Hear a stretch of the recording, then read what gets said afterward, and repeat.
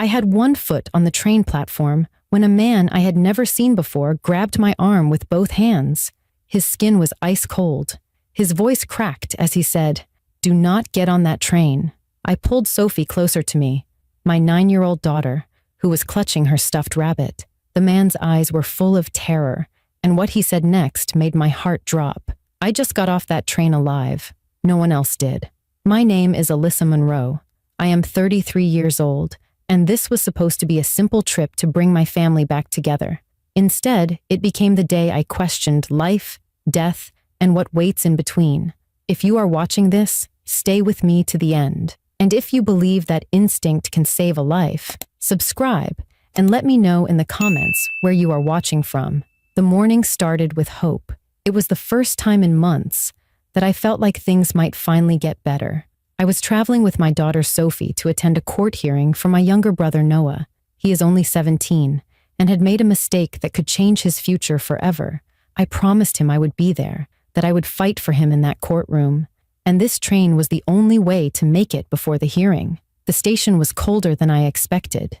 A heavy layer of clouds hung low over the tracks. Travelers moved quietly, as if something in the air was telling them to hurry and leave. Sophie held my hand tightly. She is usually full of questions and energy, but today she was quiet. Her eyes kept drifting toward the end of the platform where the train would arrive. "Mom," she said, "I don't like this place. It feels like when a storm is coming." I squeezed her hand and tried to smile. "We'll be on the train soon. Once we're seated, you can listen to your music and relax." I tried to convince myself as much as I tried to convince her. I had saved for weeks to afford these tickets. The snowstorm had already canceled flights, and driving wasn't safe. This train was our only chance to reach the courthouse in time. The loudspeaker crackled with static before announcing our train number. The voice sounded distorted, as if it were pushing through from underwater. People around us froze for a brief moment, then slowly picked up their bags. That was when I saw him. A man stood alone at the far end of the station, facing the tracks. His clothes were dirty and soaked, like he had been caught in a storm. His hair clung to his forehead. At first, I thought he might be homeless or injured, but then he turned his head slowly and looked directly at me. There was no confusion in his eyes. There was recognition, as if he already knew who I was. The train whistle echoed in the distance, low and hollow. Sophie pressed against my side and whispered, "Mom, don't move." She sounded afraid, not of the train, but of the man watching us. I lifted our luggage and took a step toward the boarding area. That is when everything changed. The stranger moved quickly through the crowd and reached me before I could react. His hand closed around my arm firmly, not to harm, but to stop. His voice was low but steady. "Do not get on that train." I tried to pull away, thinking he might be unstable or confused. But then he said something that froze every muscle in my body. "I already rode that train," he said, "and it never reached the station. The passengers never got off. I am the only one who made it back." His clothes were drenched, his shoes were covered in ash, and a cut on his forehead was still bleeding. He didn't look like a threat. He looked like a survivor. Before I could respond, the train's headlights appeared through the fog, rolling silently toward the platform. No conductor, no announcement, just the quiet arrival of something that should have brought relief, but instead brought a sense of dread I could not explain. Sophie gripped my hand. "Mom," she whispered, "please don't get on that train." And in that moment, I felt it too. Something was waiting for us, something not of this world. The train approached slowly, gliding along the tracks without a sound, as if it were moving through water instead of air. No engine rumble, no screech of metal, just a silent arrival that made every instinct inside me turn cold. People on the platform began lining up, pulling their bags behind them, but their faces looked strangely blank, like they were moving on autopilot. The stranger who had grabbed my arm stepped in front of me and my daughter, blocking our path. His eyes were bloodshot, filled with the kind of fear that comes from something no human should witness. Sophie clung to me, trembling, yet she did not cry. She just stared at the train, the way a person might look at a wild animal, knowing that the smallest wrong move could provoke something deadly. I tried to regain control of the moment. "Sir, I don't know who you are, but my brother needs me. I have to be on that train." The man shook his head slowly, as if answering a question I had not asked.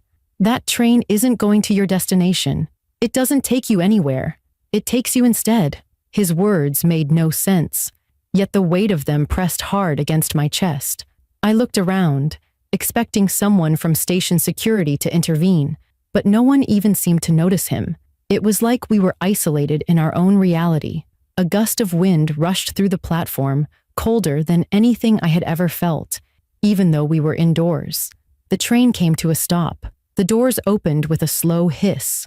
No conductor appeared. No announcement followed. But something else happened. Every light in the station flickered at the exact same time, casting long shadows across the floor. Sophie gasped and pointed at one of the windows on the train. My eyes followed her finger. A woman was sitting in a window seat, staring directly at me.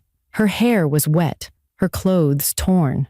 She did not blink. Her lips moved as if she were speaking, but there was no sound. Suddenly, Sophie whispered, "She wants us to run." My heart began to pound so hard, I could hear the pulse in my ears. I stepped back, pulling Sophie with me, but a group of passengers moved past us, stepping onto the train as if nothing were wrong. I watched them carefully. One woman reached for the handle inside the door, and her hand passed through the metal instead of touching it. She disappeared into the dim interior, like mist, dissolving into darkness. No one else seemed to see it. The stranger stepped toward the doorway and spoke with a quiet intensity that made me feel like he was handing me my only chance to live. "That train derailed 2 years ago inside Blackwood Tunnel. Everyone died except me. I was the engineer. I crawled out of the wreckage and saw them, passengers wandering in the smoke, calling for help, not even realizing they were gone." He pointed at the silent train. "That is their last ride. They never reach the station. They never reach the light." I shook my head, barely able to breathe.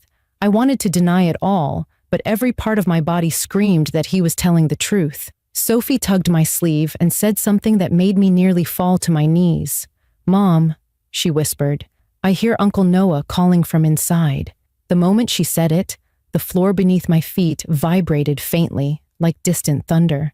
The train's windows fogged up from the inside, and outlines of hands appeared pressed against the glass. Some large, some small, some frantic, some still.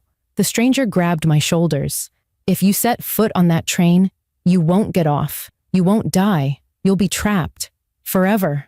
I stared at the open doorway. For a split second, I saw Noah standing inside the car, eyes full of sorrow, reaching out to me. My mind raced. Was it really him? Was it a trick? The stranger spoke again, softer this time, almost pleading. "They appear as the ones you love because that is how they keep you. They know your fear. They know your guilt." A long whistle sounded, but it did not come from the train. It echoed from somewhere deeper, almost underground, as if calling from the place where the train truly was. Passengers continued boarding. The lights above flickered again. The air felt thick with something old, something that did not belong to the living. As the doors began to close, I faced a choice between logic and instinct, between duty and survival. And in that moment, I finally understood. This was not just a warning. It was a second chance, the kind very few people ever get. The doors of the train began to slide shut, and a wave of panic surged through me as if a wall of ice had slammed into my chest. Sophie clung to my arm, her small fingers digging into my sleeve as she whispered, "Please don't let it take us." Everything in me wanted to run. Every instinct shouted to escape. But a deeper feeling held me in place, a feeling I could not ignore. It was not just fear, it was responsibility. If what the stranger said was true, then this wasn't just about us staying off that train. It was about stopping whatever force was luring others to their fate. I looked across the platform at the stranger, at the way his hands trembled, but his eyes stayed locked on the train like a man facing the memory of his own grave. He didn't flinch when sparks flickered along the rails. Instead, he stepped between me and the open door, standing as a barrier between us and the darkness inside. "It is not taking passengers to a destination," he said. "It is taking souls back to the moment they lost control, the moment they died. If you get on, you will relive your greatest regret until you no longer remember who you are." His voice was calm, not dramatic or theatrical, calm in the way someone speaks when they have already accepted the truth. I looked around the platform and noticed something I hadn't seen before. Some people standing near the doors weren't holding bags. They weren't dressed for travel. They were pale, almost transparent at the edges, as if the light passed through their bodies. They moved slowly, with no urgency, and when the doors closed, they didn't react or flinch. They simply faded from view as the train began to glide away into the fog. Those were not living passengers. Those were the ones trapped already. Sophie's voice pulled me back. "Mom, if Uncle Noah was here, you wouldn't leave him. What if someone else's family is on that train right now, and they don't know?" Her eyes filled with tears, not of fear, but of empathy, and that was when my decision became clear. I was not going to run away. I was going to confront whatever force was behind this and bring the truth into the light. I turned to the stranger. "If this train is not real, if it's some kind of echo from what happened, then it must be tied to the tunnel you mentioned, where it derailed. If I go there, will I find the truth?" The man hesitated, as if he had feared this moment for years. Finally, he nodded. "Blackwood Tunnel. They sealed it after the collapse, but it is still there under the mountain. The train appears on this platform only when the spirits inside cry out for release. If you go to that tunnel, you will see what happened the night we died." My heart pounded at the word "we," but I held his gaze. "Then that's where I'm going." Sophie squeezed my hand harder. "I'm not leaving you. If Uncle Noah were in trouble, you'd go too." In that moment, my fear turned into resolve. I no longer saw myself as a victim of a nightmare. I saw myself as someone being called to stop one. The stranger reached into his coat and handed me a worn leather journal. The cover was scorched at the edges as if it had survived fire. "These are my records," he said. "Every time the train has appeared, every name I have seen in the windows. They are all people who died in that crash, except the ones it tries to take now. If you read this, you will understand why it keeps coming back." I took the journal and placed it in my bag. The platform around us returned to normal as the last of the fog cleared. The lights steadied. A conductor appeared on a different platform, announcing a delay on another route. It was as if our entire experience had happened outside of time.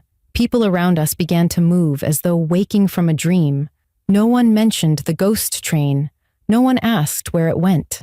I looked down at Sophie. Her breathing slowed. Her hand relaxed in mine. The worst part was not over. It was just beginning. But for the first time, I wasn't afraid.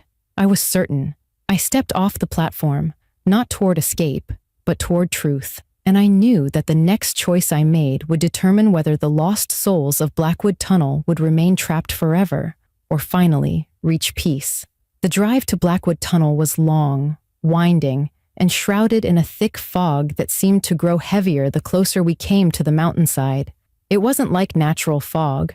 This fog moved with purpose, curling around the car as if guiding us towards something that had been waiting for years to be seen. Sophie sat in the back seat in complete silence, holding my old rosary in her hands, even though we were never a religious family. She didn't pray. She just held it like it was the last solid thing in a world that was beginning to feel more ghost than real. The stranger, Elias, rode in the passenger seat, his hands clasped together. His eyes remained fixed ahead, as if he were mentally walking toward his death all over again. When we finally reached the abandoned tunnel, the fog parted just enough to reveal a chain-link fence covered in no trespassing signs. The metal was rusted, the ground frozen, and the air thick with a silence that felt alive. Elias stepped forward and pushed the gate. It opened without resistance, as if it had been unlocked for us. Inside the tunnel, there was no sound, no wind, no echo of our footsteps. The darkness was so complete it felt physical, pressing against our skin, trying to push us back. But I kept walking, clutching Sophie's hand tightly. The deeper we went, the more the air changed. It began to hum, a low vibration that trembled in my bones. It was not a sound I heard with my ears, but one I felt with my heartbeat. Then I saw the first sign of what had happened. On the wall of the tunnel was a scorched black mark in the shape of a train car. It wasn't painted or burned. It was as if the memory of the fire had imprinted itself onto the tunnel like a scar on the earth itself. Suddenly, Sophie inhaled sharply. "Mom," she whispered, "they're here." I followed her gaze, and my breath froze in my chest. Figures began to appear in the darkness, shapes forming out of mist and shadow. They didn't walk, they drifted. Some were standing, some were sitting as if still in seats. Some held onto invisible luggage, and one by one, their eyes turned toward us, not in anger, but in desperation, like drowning souls reaching their hands above the surface one final time. Elias stepped forward and spoke into the darkness. His voice broke. "I am sorry. I should have stopped the train. I should have never let it go into the tunnel." A woman stepped from the mist, wearing a blue coat melted into her skin. Her hair was wet with ash and soot. She stared directly at Elias, but she didn't reach for him. She turned her gaze to me. Her lips began to move, and I could finally hear her voice, a whisper not in my ears, but in my mind. "Help us remember who we were." Suddenly, the tunnel walls trembled, as if the earth itself were crying out in pain. A loud metallic screech tore through the darkness, and the ghostly train appeared, not rolling toward us, but materializing around us. One moment we stood in the tunnel. The next, we were standing inside the car. The seats were intact. Luggage sat in overhead racks. Passengers sat motionless. The floor was covered in soot and broken glass, but everything else remained frozen in time. Sophie squeezed my hand tighter. Her voice was steady now. "Mom, they don't know they died. That's why they never leave. They're still waiting to reach home." Then, through the broken front of the train, another figure appeared. Taller, darker. As he stepped forward, the temperature dropped so suddenly that frost formed on the windows. His eyes were not human. They were hollow, filled with a darkness deeper than death itself. This was not a victim. This was the cause, the conductor. Elias stepped forward bravely. "It was my fault," he said, voice shaking. "I ignored the warning. I told them we could beat the storm, but the bridge collapsed. They trusted me. They died because of me. Take me and let them go." The shadowy conductor turned toward Elias, its form flickering like a flame in heavy wind. But then it turned its gaze on Sophie. In that moment, I knew. The trapped souls were not the conductor's prisoners. They were prisoners of their own last moments, their own confusion. They needed someone living to speak truth into the place where time had stopped. I stepped forward and raised my voice above the roar of the shaking tunnel. "You are not on your way home. Your journey ended here, but you are seen. You are remembered. You are free to go." One by one, the passengers began to stand. Their eyes cleared. Their figures grew brighter, not like light bulbs, like stars. The woman in the blue coat smiled for the first time. She placed her hand over her heart, then faded into light that rose through the roof of the train and vanished into the sky. Elias dropped to his knees, tears streaming down his face as the souls of the train ascended around him. The conductor's shadow fought to remain, but as the light intensified, it fractured and broke apart, dissolving into nothing. The train itself began to vanish until only the tunnel remained, and silence returned. Not heavy this time, but peaceful. Sophie looked up at me, eyes full of wonder. "They're home now," she said. And for the first time since stepping onto that platform, I knew we had made the right choice. By the time we stepped out of the tunnel, the fog had lifted completely, revealing a sky washed clean by the early light of dawn. The air felt different, lighter, warmer, as though something ancient had finally exhaled after holding its breath for years. Sophie walked ahead of me, no longer clinging to my arm, but moving with a quiet confidence, as if she had grown years older in a single night. Elias followed behind, silent, his face streaked with tears, but there was peace in his expression, a peace that only comes when a burden too heavy to carry is finally set down. We stood together at the edge of the mountain, watching the sunrise spill over the horizon, bathing the valley in golden light. In that moment, I felt something I had not felt in years: hope. Not the fragile kind that flickers in dark times, but the steady kind that roots itself deep in the soul. Sophie turned to me and said softly, "Do you think they can see their families now?" I looked at her and nodded. "I think they already have." As we walked back to the car, Elias stopped and faced us. He placed a hand over his heart. "Thank you," he said, his voice raw with emotion. "You didn't just set them free. You freed me too." I opened my mouth to respond, but before I could say anything, he looked toward the tunnel one last time, as if listening to a voice only he could hear. Then he smiled, and in that instant, I understood. His journey was not over. He was not meant to return to the world the way we were. He stepped back toward the tunnel, and as the morning light touched the entrance, his figure faded, not into darkness, but into the same gentle glow we had seen rise from the train.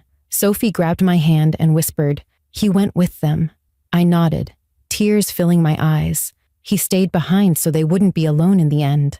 We returned home different people from the ones who left. The world had not changed, but our understanding of it had. I attended my brother Noah's hearing, and the charges against him were dismissed after new evidence surfaced. Evidence that proved he had been in the wrong place at the wrong time, but had not committed the act he was accused of. When I looked at him sitting there, head down, ashamed and afraid, I felt compelled to share what had happened.